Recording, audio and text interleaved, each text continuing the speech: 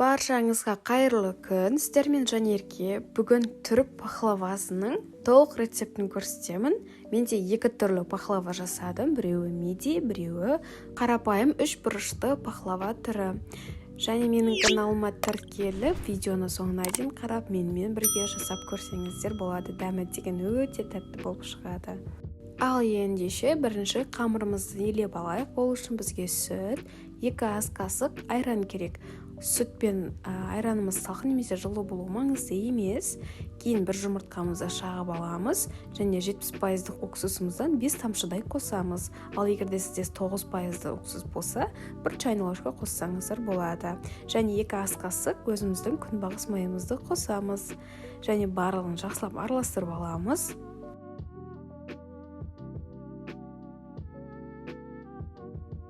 Ал енді өте жұмсақ қылып қамыр елейміз.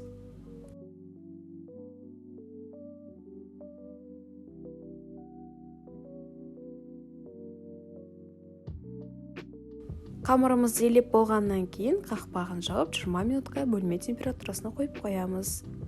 Ал енді жаңғақтарымызды майдалайық. Менде грек жаңғағы. Сіздер өз қалауларыңыз бойынша жаңғақтың неше түрлерін қолдансаңыздар болады.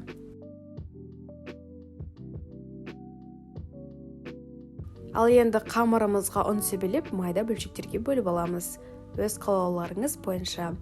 Енді осы жерде бір айта кететін жайт, егерде сіздің қамырыңыз қолға қатты жабысқақ және кішкене былжыраңқырап тұрса, ұн себелеп жайсаңыздар болады.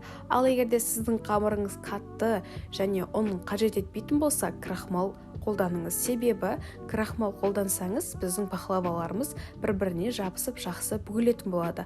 Менің қамырым өте жұмсақ болып шықты және кішкене қолға жабысып та тұрды. Сол себептен мен ұн қолдандым. Енді сіз өзіңіздің қамырыңызға қарай қолдансаңыздар болады, крахмал немесе ұн. Сіздерге жақсы түсіндірдім деп ойлаймын.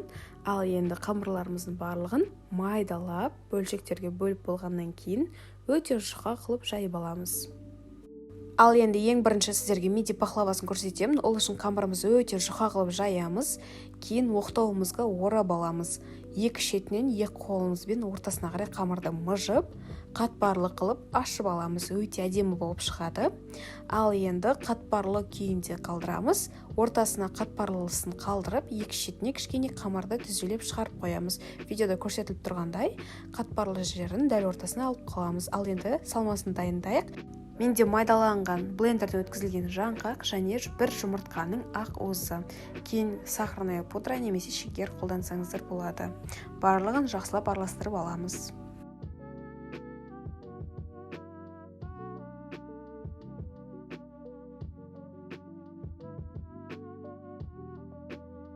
Салмамыз дайын болса, барлығын тізіп қойып шығамыз.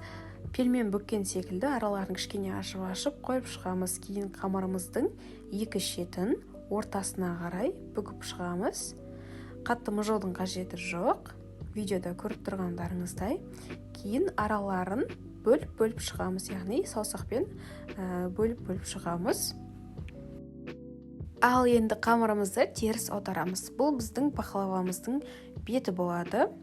Және өте қатпарлы болып, әдемі болып тұр. Енді барлығын қолмен тағы бір бөліп шыққаннан кейін пышақпен кейін барып кесіп бөліп шығамыз. Барлығын турап болғаннан кейін пахлаваның өзін кішкене бүгіп жібереміз. Яғни ашық қалмау керек. Ашық қалса біздің ішіндегі жаңғақтарымыз шашылып кетеді.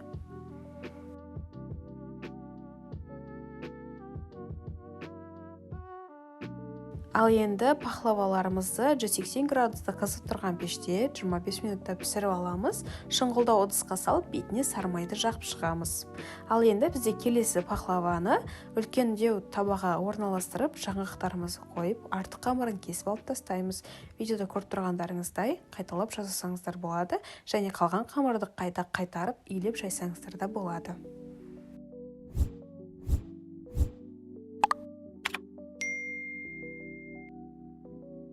Қамырымыз неғұрлым жұқа болса, соғұрлым пахлавамызды дәмді әдемі көрінеді. Кейін қайтадан табамызға қамырымызды орналастырып, бетіне жаңғағымызды сеуіп шығамыз. Кейбір жерлерде жаңғаққа шекер қосып жасайды. Менде құр жаңғақтың өзін қолдандым, себебі пахлаваның өзі тәтті болып шығады. Сіздер өз қалауларыңыз бойынша жасасаңыздар болады. Міне менде пахлаваларым 5 қатпарлы болып шықты. Енді шеттерін өріп шықсаңыздар болады. Болмаса мен секілді ыдыстың сыртынан дәл осылай оқтаумен басып шықсаңыздар болады. Маңыздысы қамырдың шеттері ашық қалмау керек. Барлығын жауып шығамыз. Ал енді пышақпен немесе дәл осылай пластмасс пышақпен пахлаваларымызды бөліп аламыз.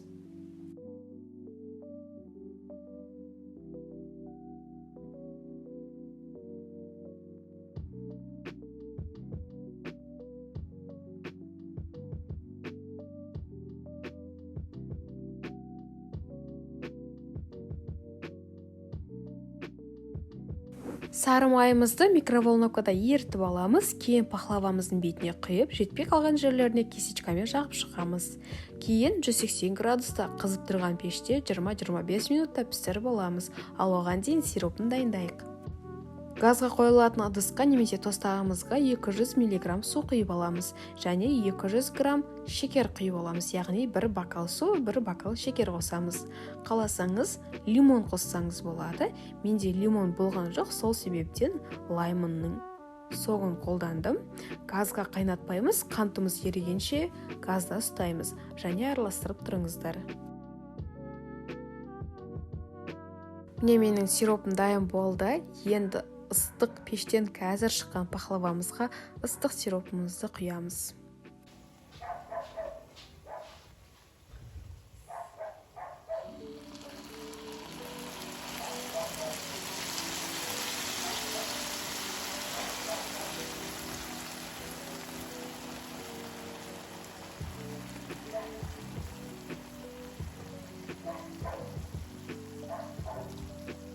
Ал енді пахлаваларымыз әсемдеп шығайық. Менде грек жаңғағы мен фисташки жаңғағын майдалап өткізіп шыққам, соларды сеуіп шықтым. Ол жағы өзіңіздің қалауыңыз бойынша. Және біздің миди пахлавамызды сироппен сеуіп шығамыз.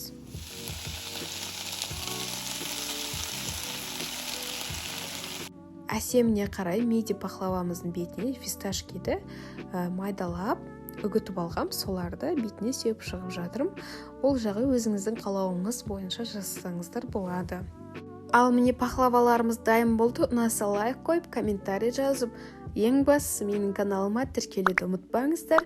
Сіздермен болған Жанерке. Пахлава өте дәмді және жұмсақ болып шығады. Сіздерге ұнайды деген сенімдемін. Тек қана менің рецептпен жасап көріңіздер.